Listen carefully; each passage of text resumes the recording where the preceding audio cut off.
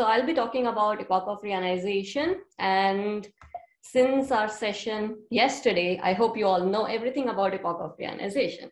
But just to give you a brief intro, it's more this figure here, it shows the brief history of our universe going from Big Bang to the present day galaxy. And the Epoch of Reionization is basically this time in our universe's history when the first galaxies and the first stars, they started to drive these bubbles of ionized gas into the neutral intergalactic medium. And towards the end of this epoch, all of these bubbles of ionized gas, they kind of merged together with each other, and we were left with fully ionized universe.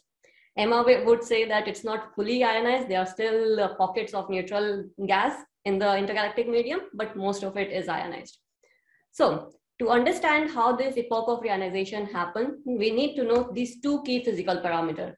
One is how many ionizing photons these first galaxies they were producing, and how many of those ionizing photons they were escaping into the intergalactic medium and going on to ionize the intergalactic medium.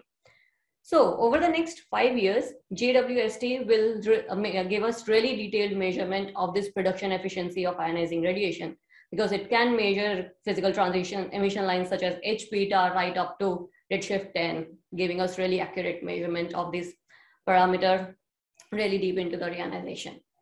But it cannot measure the F escape because most of the alarming continuum photons that are going to be escaping from this redshift 10 or 7 galaxies, they are going to be absorbed by the intergalactic medium. So by looking at these redshift 6 to 10 galaxies, we cannot estimate how many ionizing photons are escaping the intergalactic medium. So what do?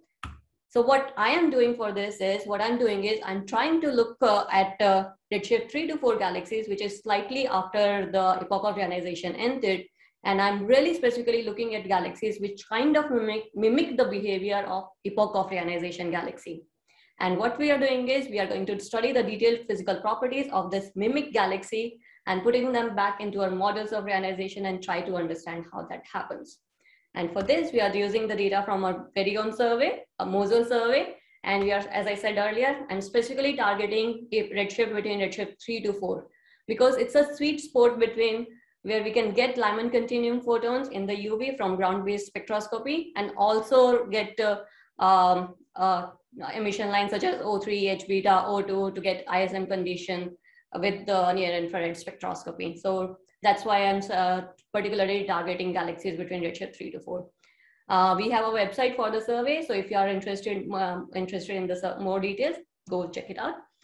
But yeah, so we have our survey and we are targeting galaxies at redshift 3 to 4.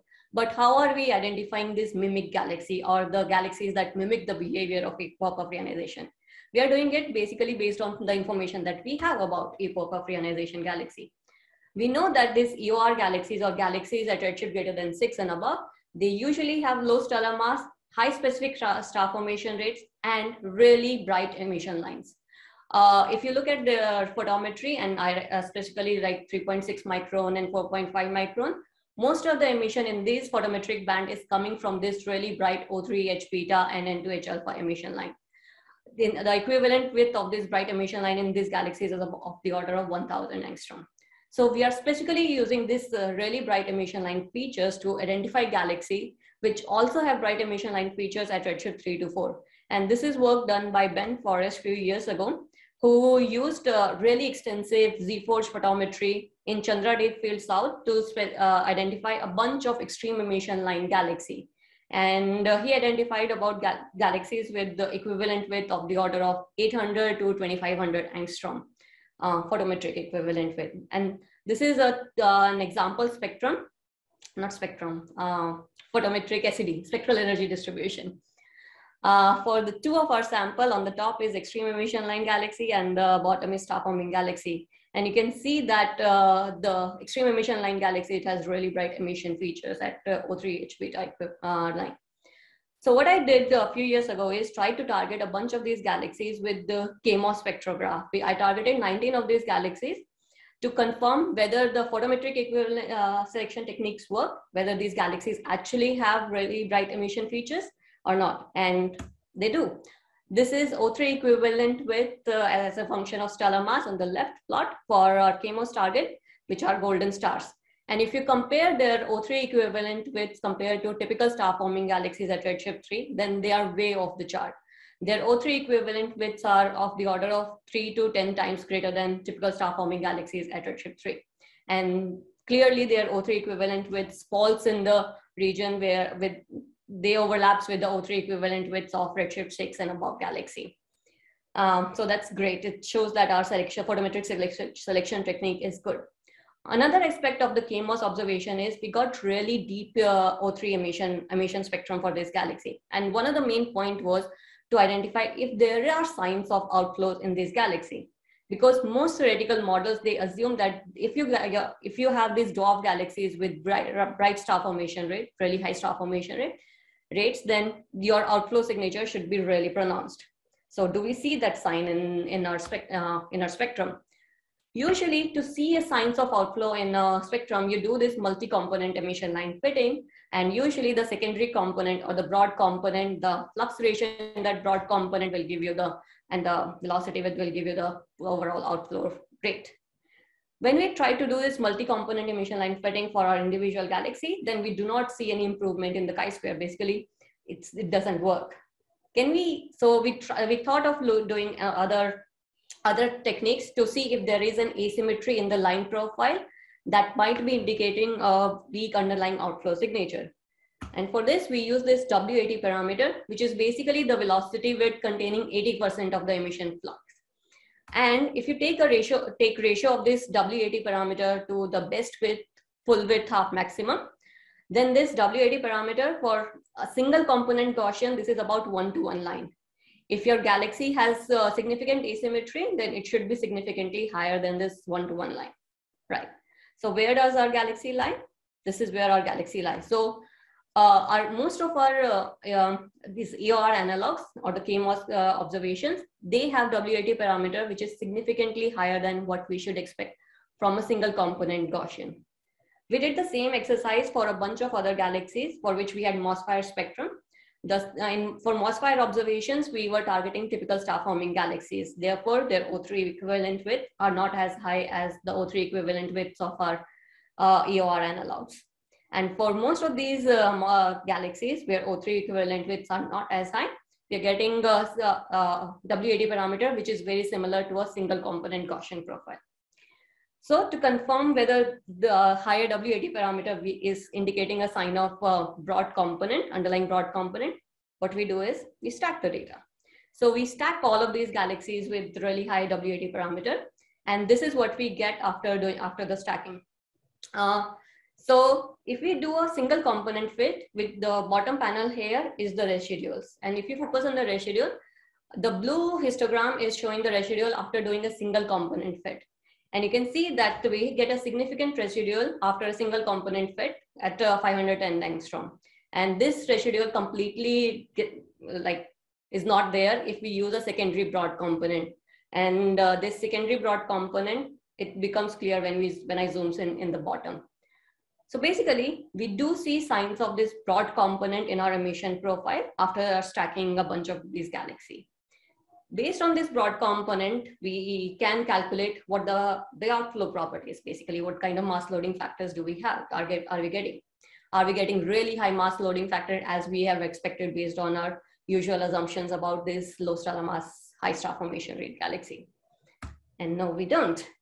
So this is mass loading factor on the y-axis. Mass loading factor is basically the amount of gas which is in the outflow as a function of star formation rate.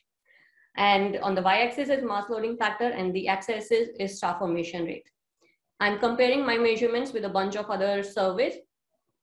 So there's a lot of caveats on this plot. First of all, the mass loading factor or outflows, they are measured differently for all of these 3 points data sample. The star formation rate indicators are also different. So lots of caveats, but still, what we are seeing is for these low dwarf galaxies, which are these golden stars, my galaxy, the mass loading factors are significantly lower. Their star formation rates are really, really high. They are similar to the really massive galaxies. But their mass loading factors are significantly lower than even the typical massive galaxies that on this plot. And if I just stack, sure.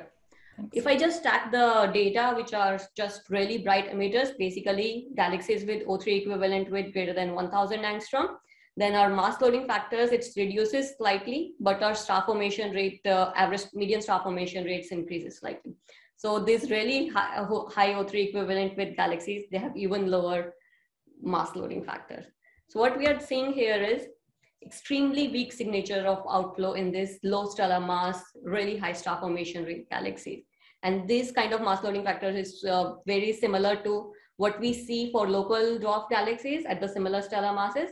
But for these local galaxies, their star formation rates are extremely low, much lower than what I have for my Redshift 3 galaxy. So it's a bit of a, I'm not sure about what it implications of this about the model. So if you have more ideas, I'm happy to chat with you more about it. So yeah, what else do I plan to do with this Epoch of Reionization analogs work? So recently I have been awarded 22 hours on X-Shooter to follow up 11 of the brightest emitters. With the X-Shooter, what we plan to get is really deep O3 H beta and O2 emission line ratios so that we can try to estimate their metallicities and other ISM properties.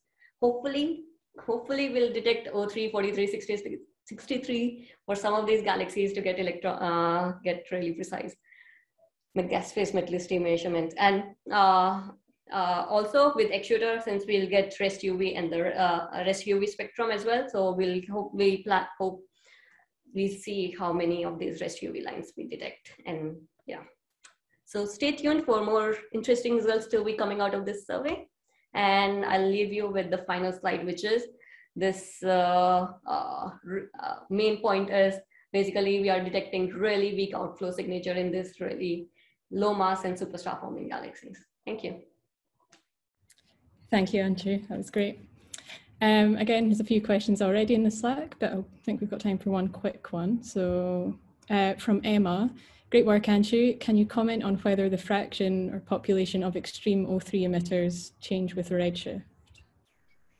Oh, fraction of population. That's a very good point, because there have been a bunch of works that have looked at the extreme O3 emitters at different redshifts, mostly at redshift 1 and redshift 3.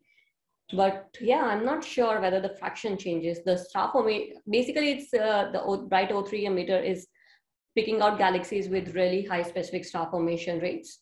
So I'm guessing that we might be going into more extreme territories as we go to higher redshifts. So maybe the fraction does change, but I don't know of any work that has actually looked into it. Sure, thank you.